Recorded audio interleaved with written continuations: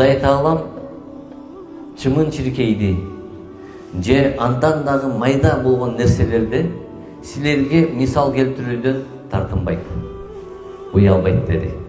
Караңыз. Алла таалам сиз менен бизге кичинекей чиркейди мисал кылып атат Куранда. Эми жөн эле мисал кылыпты деп калтырып кое турган болсок, урматтуу туугандар, 1000 чиркейди бириктиргенде 1 граммга жакын болот экен салмагы. 1000 чиркей.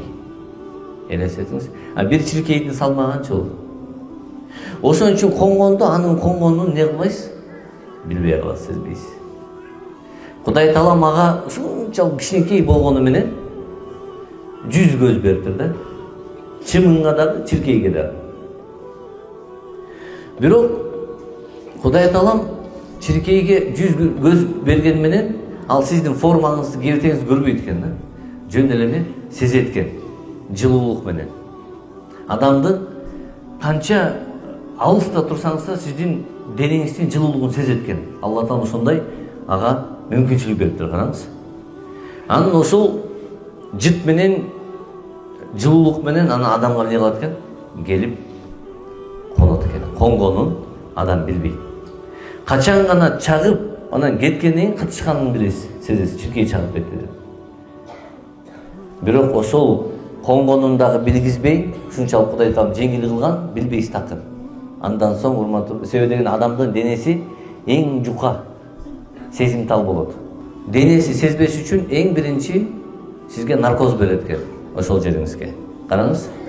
Наркоз бергенден кийин, андан кийин аралайт экен, 48 тиши бар экен, ошо менен аралап туруп, андан кийин канды сорот экен. Канды соргондон кийин бул өзүнө канды кабыл албастан өзүнүн ички ошол тамак жагында, ооз жагында лабораториясы бар экен. Мүмкүн болсо кабыл алат экен, эгерде туура келбесе кан анда үчкүт калат экен, кабыл албай. Эки бир тууган бир төшөктө жатат, бир комнатада, бирөөсү чагат, бирөөсү чакпайт, билесиздерби? Чиркей кээ бир адамдар чакпайт да, жыргап уктап жата берет. Кээ бирки адамдарды чагат, эчтекесин калтырбайт. Демек, чиркей сезет экен. Өзүнүн ички аппаратындагы лабораториясы менен бул кан тазабы же таза эмеспи? Биринчи көрөт экен дагы, андан кийин канды соруп баштайт экен. Кичинекей болгону менен Кудай таалам анын ички аппаратында 3 жүрөк бериптир да. 3 жүрөк. Ар бир жүрөгүндө өзүнүн клапандары, кан тамырлары толтура экен. Аллахтын кудуретин караңыз. Не деген нерсе?